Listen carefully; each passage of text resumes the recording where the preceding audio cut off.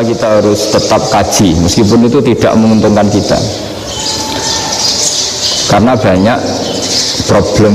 Mulai dulu sebenarnya problem itu orang yang wakam da'in yadda'i annahu da'a ilallah tapi hakikatnya yad'u ila nafsi. Jadi banyak da'i yang mengklaim dirinya mengajak ke Allah dan Rasul tapi sebetulnya hakikatnya mengajak ke kelompoknya sendiri. Saya ini termasuk kiai yang masuk orisinil apapun presidennya.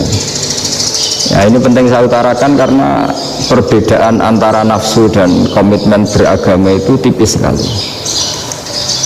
Sehingga dulu pernah ada cerita, ini bukti keadilan Rasulullah SAW. Pernah suatu saat Nabi itu ngaji, yang ngaji seperti ini. Terus ada pemuda dengan cueknya melewati masjid yang sedang dipakai Nabi ngaji. Sehingga cerita semuanya ngomel ya, bergumam. Celaka betul pemuda itu, ada Nabi ngaji kok tidak ikut ya.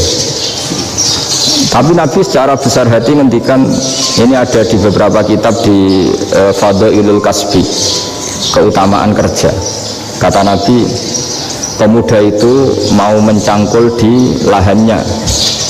Jika dia mencari nafkah untuk keluarganya, untuk kebaikannya, maka itu bagian dari ajaranku. Jadi Nabi berbesar hati bahwa kerja seperti itu bagian dari ajarannya. Jadi tidak harus datang ke majelis ngaji. Dan bisa saja yang sedang hadir itu ya, orang yang dari istrinya minta belanja, dari ngaji terus benar dituntut belanja kan gitu. Mungkin anak-anak UMM yang kesini daripada tengok-tengok yang Malang bosan jalan-jalan ke rumah. Ya, jadi nggak mesti benar juga niatnya gitu. Jadi ya sama itu. Jadi kalau di dunia kiai yang masih orisinil itu nafsu itu benar-benar dilatih. Maka masyhur dalam cerita ada orang perang sama Ali radhiyallahu anhu. Ketika perang ini sangat semangat, tapi ketika orang itu meludahi dan Sayyidina Ali ini tersinggung karena diludahi, Sayyidina Ali langsung angkat tangan, sudah perangnya nggak usah diteruskan karena saya marah sama kamu sekarang demi nafsu karena kamu meludahi saya, padahal saya tadi motifnya demi Allah dan Rasul. Jadi sangat tipis bedanya kita emosi karena diri kita dan emosi karena Allah dan Rasul. Sehingga ketika diludahin ini terus beliau mikir jangan-jangan perang saya karena saya diludahin. Nah, yang hilang dari peradaban modern adalah Allah itu tidak begitu hadir di hati kita. Saya sering cerita di mana-mana, teks hadis itu sebenarnya berbunyi gini, ini hadis sahih. Mangka na yu'minu billahi wal yaumil akhir fal yukrim jarohu. Ada yang fal yukrim jarohu dhaifahu, ada yang fal yakul khairan aw liyasmut. Siapa yang iman dengan Allah dan Rasul maka harus memuliakan tetangganya, memuliakan tamunya. Dulu itu ada seorang ulama dipanggil anak muda, dibully terus sekarang. Wahai kiai, datang ke rumah saya. Datang kiai itu. Setelah sampai ke rumah orang itu, silakan kiai kembali ke rumahnya. Saya tidak butuh kiai. Kiai itu dengan riang kembali. Setelah di rumah dipanggil lagi. Pak Yai, silakan datang ke rumah saya. Datang lagi. Ya senyum-senyum kiainya santai. Wah, nggak jadi butuh Pak Yai. Silakan kembali lagi. Sampai 3 kali. Oh itu kalau rektor digitukan marah itu. Dosen marah. Kiainya santai. Santai, senyum-senyum, rileks. Ketika ditanya, kenapa Pak Yai tidak tersinggung? Jawabannya unik.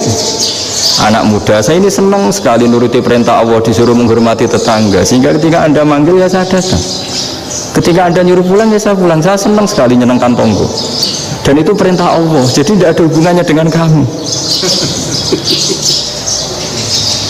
Wah, pemudanya nangis minta dimaafin.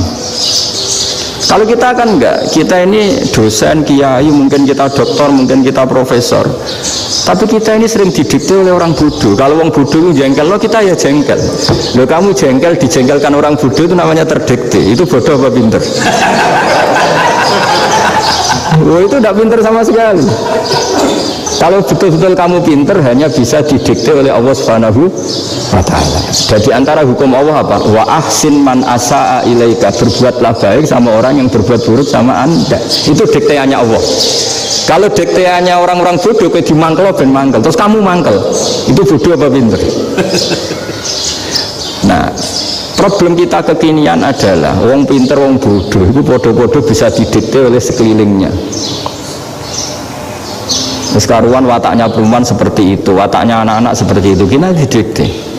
Anak-anak jengkelin kita mangkel, kita didikte oleh orang bodoh. Makanya agama itu unik, kadang ngendikan wa ahsin man asaa ilaika, kadang wasil man qata'aka, sambunglah orang yang memutus kamu. Karena dengan demikian kita hanya didikte oleh Allah Subhanahu wa ta'ala, bukan didikte oleh hukum sosial. Cara Jawane nak ngapiki tangga sing apik akeh tunggale. Berbuat baik sama yang berbuat baik pada kita itu, mbok orang fasik ya seperti itu, maling ya seperti itu, sama. Tapi kalau berbuat baik sama orang yang berbuat jelek sama kamu itu baru luar biasa. Dan memang teksnya hadis wa ahsin man asaa ilaika, berbuat baiklah sama orang berbuat buruk sama kamu. Jadi gak boleh orang didikte.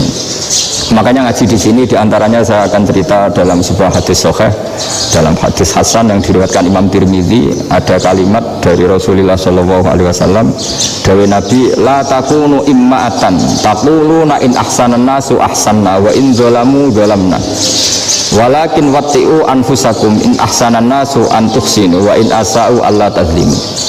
Kamu jangan jadi orang yang mudah diombang-ambingkan oleh orang sekeliling kamu, yaitu kamu mengatakan jika orang baik ke saya akan baik, jika orang buruk ke saya juga akan membalas buruk. Itu namanya Anda didikte. Tapi berkomitmenlah kamu akan berbuat baik meskipun orang lain berbuat buruk. Nah sekarang logika sosialnya begini, kalau di Indonesia itu ada 1000 kiai, ada 1000 profesor, Syekh Khotib Minangkabau sesekali ke Mbah Mahfud. Singkat cerita, karena Syekh Khotib Minangkabau sudah modern ya, terlibat organisasi dunia. Pas itu beliau pengagum Muhammad Abduh, pengagum Rasid Ridho, sehingga bawaannya Mbah Dahlan itu lebih pergerakan karena beliau lebih mengidolakan Syekh Khotib. Nah Syekh Khotib sendiri sebenarnya orang Minangkabau. Jadi beliau namanya Muhammad saja sebenarnya. Jadi menantunya orang Arab. Oh, itu dicibir mertuanya ini karena punya mantu orang Jawa, orang ndak Arab. Singkat cerita terus si mertuanya bilang gini, kamu jangan pernah bilang kalau orang Arab itu mansa kanal Arab, orang yang bertempat di Arab. Walakin man takallama bi arabiyyin fasihin, tapi orang bisa ngomong Arab secara fasih.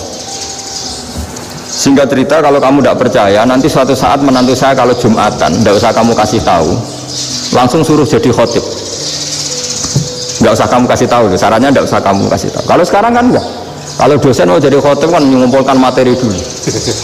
Lucunya diantara materinya itu dari TV. Makanya jadi ribet kan khutbah sekarang.